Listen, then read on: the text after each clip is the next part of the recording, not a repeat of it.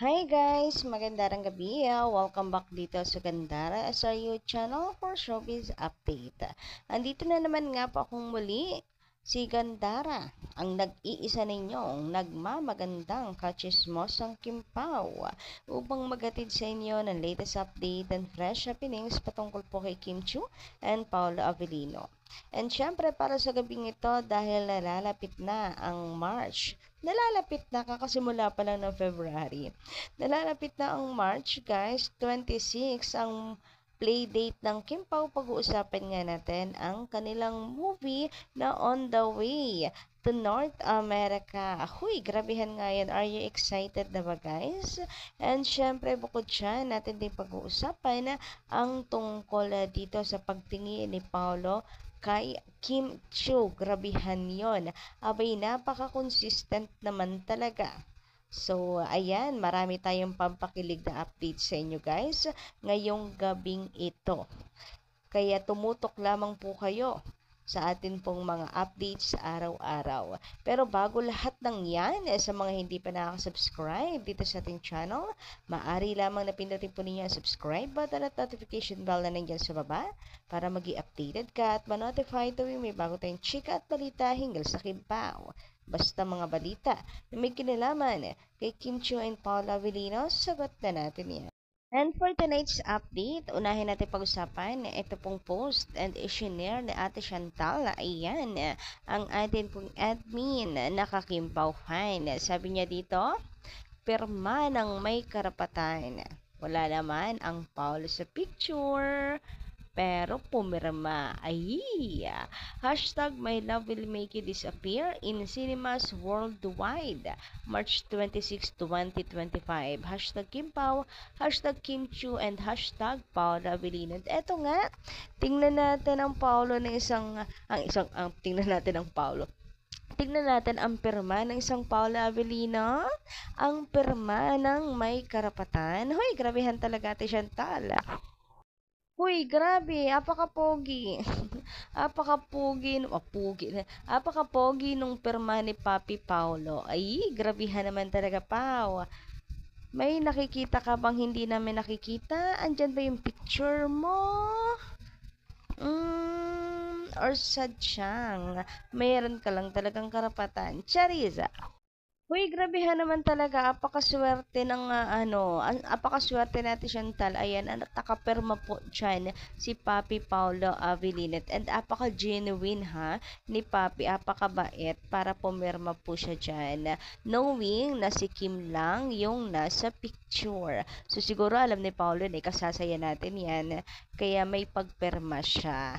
And knowing, alam niyo yun, alam niya rin na kasi na hindi naman magagalit si Kim Chiu na may perma siya dyan kasi may karapatan. Ay, may karapatan talaga.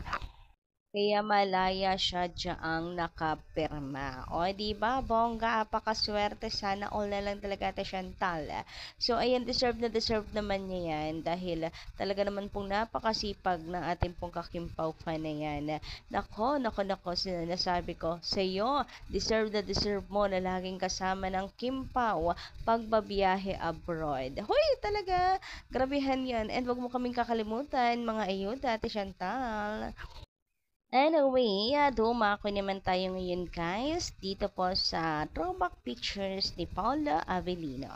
So ito, throwback picture niya. Then ito naman mga recently lang naman na picture ng Kim Pao. So may napapansin ba kayo? May napapansin ba kayong similarities dyan sa pictures na yan? Ako meron. Grabehan naman talaga yung ngiti at titig na isang Paolo Avellino. Abay, naka-stick po kay Kim Chiu. Hindi po maalis. Magka-stiff neck ka, Papi Paolo. Baka magka-stiff neck ka niyan. Lingon-lingon din sa camera. Nandito sa harapang camera wala kay Kim Chiu. Charot. So, eto na nga, dahil alam ko namang pare-parehas tayong lumalabo na ang mga mata. Eto't izo-zoom natin. Kitang-kita, o diba, ang kanyang mga tingin ay na kay Kim Chiu lang. Ang kanyang mga matatamis na ngiti ay na kay Kim Chiu lang. Si Kim Chiu lang po ang dahilan ng lahat ng yan. Hoy, grabehan talaga. Si Paolo Avellino napaka-consistent. And syempre, of course, magpahanggang sa ngayon, ganyan pa rin si Paolo. Hindi po, walang ibang nakikita at walang ibang gustong tingnan kundi si Kim Chiu lamang. Huy, grabehan talaga yon. Mapamula noon hanggang ngayon, talagang si Paolo Avellino yung paghanga niya kay Kim Chiu ay hindi po nawawala. Kaya yung pagmamahal na nararamdaman niya ngayon ay napaka-pure lamang. Alam mong totoo yung kanyang pagmamahal kay Kim Chu dahil matagal na siyang humahanga dito. Naku, naku, mapapasana all ka na lang talaga. Apakahaba ng hair ni Kimi. And Lord, kaya mo naman palang gumawa ng isang Paolo Avellino. Pakidami-damihan naman po. Charot lang. Inutusan ba naman? Charot lang. Alam kong marami ding kagaya ni Paolo Avellino dyan sa paligid-ligid. And napakaswerte din ni Kim Chu guys para mag-cross yung landas nilang dalawa. So, praying and manifesting talaga po sa endgame ng Kim Pao. Ayan, Paulo, wag mo na yang pakawalan pa. Samantala guys, narito ang good news. Basahin nga natin. Mula po sa post ng Co-Alerts Variety. Filipino rom-com My Love Will Make You Disappear sets North America bound. Exclusive. ABS-CBN Star Cinema is betting big on romantic comedy again. Setting March 28, theatrical release for My Love Will Make You Disappear across the US and Canada. The film marks the first big screen team-up of Filipino stars Kim Chu and Paolo Avellino, whose combined social media following top 40 million. Hoy, grabehan nga yun. So, on the way to America, napakaganda pong balita guys.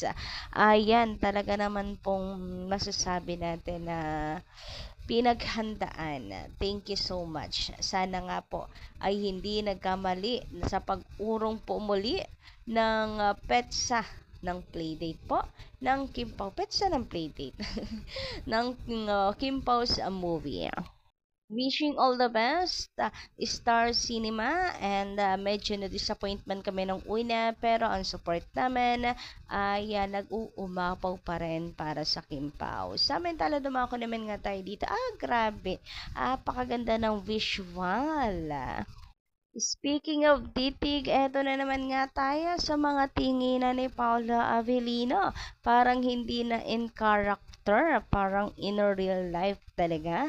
Ang tinginan ni Paolo kay Kimi ay makatotohan ng mahal na mahal kita. Ganon.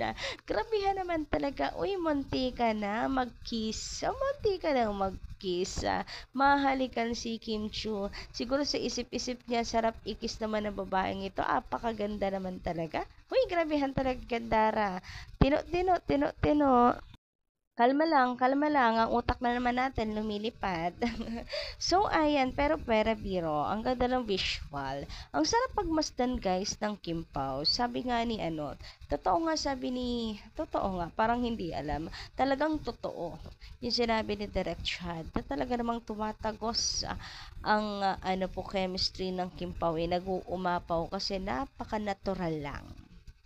Napaka-natural, hindi talaga siya mahihirapan sa Kim Pao dahil may ganun talaga silang chemistry na hindi pilit. Samantala, dumako naman tayo dito sa pagbabasa ng mga comments ng ating mga masugid na taga-subaybay. Ayan, from Madam King Elerina, magandang gabi, shout out po sa inyo. Ako nga, napipiko na ako sa mga kasama ni Kim sa Showtime. Huy, bakit naman na host? Kung pwede lang ako ang magalit. Uy, wag. 2025 na po. Kalma tayo. Kalma. Walang respeto ang mga kasama ni Kim. Parang walang pinag-aralan.